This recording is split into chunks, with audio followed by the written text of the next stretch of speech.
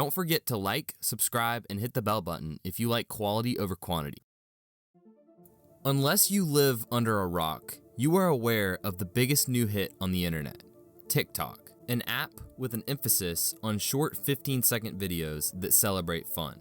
While on the surface, it may just seem like another version of Vine, in reality, TikTok is far different from any other social app. In fact, it's revolutionary in how it is rewriting the way people interact with social media. But with the change that TikTok is bringing to the internet, governments are becoming concerned with how it could be dangerous. The US and some others are considering a ban on the app, which could mark an unfortunate end to this loved social media platform. But would the end of TikTok really be unfortunate? Is it dangerous? This is a story about TikTok's origins, what makes TikTok so successful, and why it might not be around for much longer, at least in the US.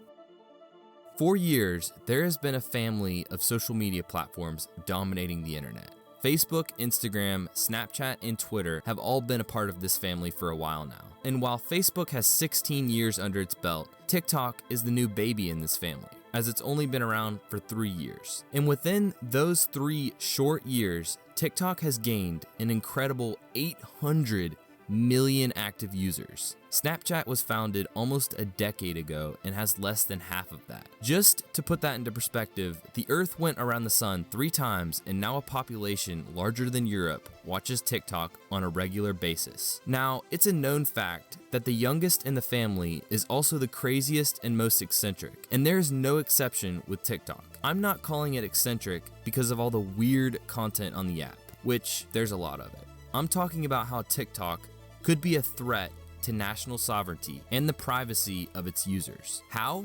Well, let me start with how TikTok came about. TikTok's beginning starts with the death of Vine in 2016. Vine was like the Titanic. It was huge with a lot of talented creators, but as you know, it soon became a sinking ship. These creators started swimming to new media platforms. Many Viners migrated to an app that was rising in popularity called Musical.ly, which is a short, lip-syncing video platform. Meanwhile, while Musical.ly is blowing up, in China, people are loving another app just like it called Douyin. Douyin is owned by a multi-billion-dollar startup called ByteDance. And ByteDance was and is substantial and hungry for more growth. So with a plan for expansion in 2017, ByteDance created an international version of Douyin for the world outside of China called TikTok. And then ByteDance dropped about $1 billion to acquire Musical.ly and merged it with TikTok. After this merger, TikTok became the world's fastest growing app, and by May of 2020, it had been downloaded 2 billion times. But right now, the story of TikTok's growth is just starting to take a turn, as it is actually beginning to shrink. On June 29th, India announced that it would block its citizens from using the app.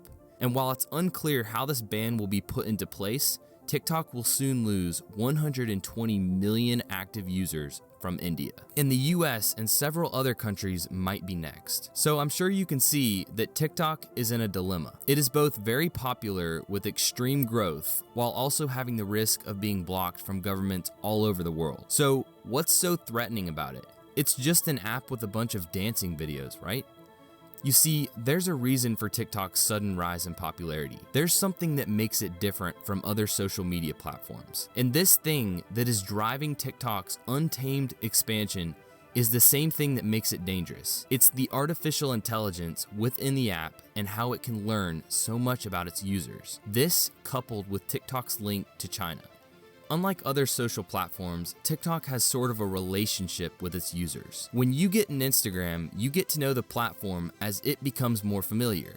But TikTok is different. It gets to know you first. The app instantly caters to what you like. Here is a basic idea of how it works. When you first open the app, you get a video from your For You page. The app guesses what you like based on the information it already has about you, such as your location. After watching this video, you then go to the next video, and the process of learning about you has started. And the more data it gathers about you, the more enjoyable the app is to you, because it finds the content you like without any work on your part. The founder of ByteDance is named Zhang Yiming, and when he created ByteDance in 2012, he said the company's mission was to combine the power of artificial intelligence with the growth of mobile internet to revolutionize the way people consume and receive information. The artificial intelligence in TikTok is like a detective. It can combine small bits of information to make accurate deductions. It can analyze similar aspects of multiple videos you've watched and combine these bits of information to predict age, income bracket, what school you go to, your interest, your general height, your political ideas, and more. And when it learns about you, it's convenient and makes it more enjoyable to you because you get the videos you want. This is what has been causing the addiction to TikTok over the past 3 years with 800 million active users.